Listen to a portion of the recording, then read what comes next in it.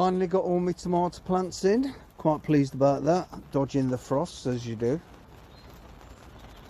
Got absolutely loads yet again. And then on this side. But I've got the blue string there.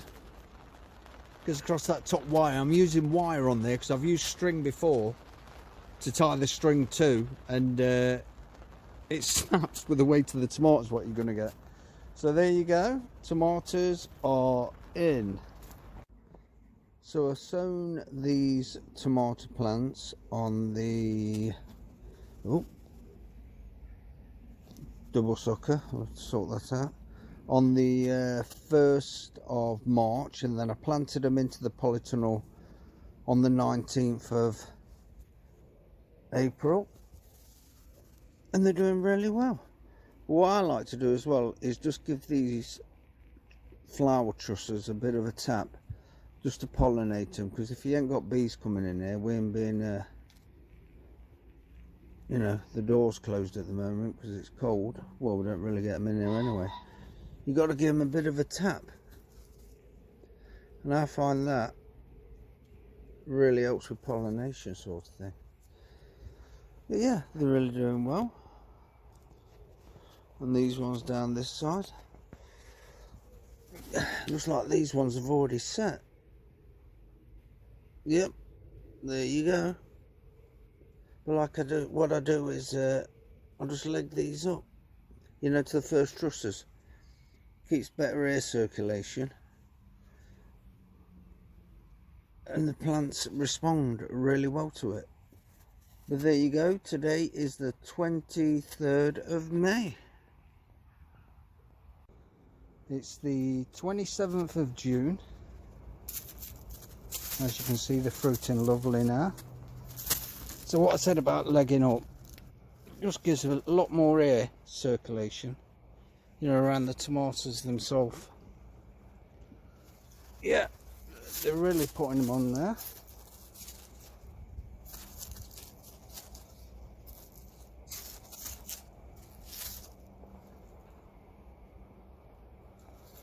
And when they get this big, like I say, normally I give them a little tap to make sure they're pollinated, but just shaking the tomato plant itself, that does a good enough job. But it won't be long now before they're ripening. What I do as well is sometimes when they get a little bit too heavy, these trusses start snapping off, I put a bit of string on there, tie that up onto the wire, makes them nice and secure.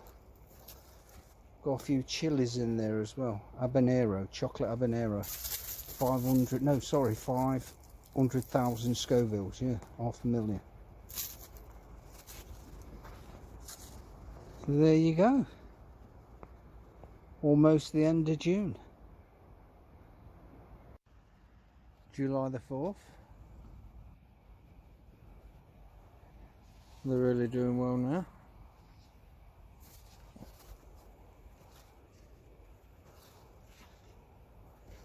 Yep.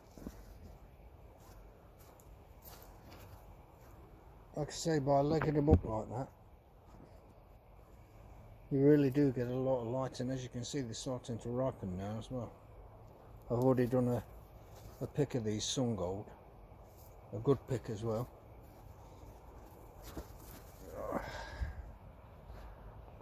But I think it always benefits them legging them up, just so you can see what you've got and get that sun and air around them.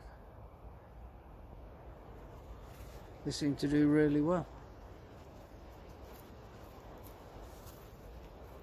As you can see, they're starting to ripen now, but there's plenty on there. July the 4th. It's the 11th of July, and they're all starting to ripen off now. They're doing pretty good. Like I say, we've still got a lot to go, especially on this side.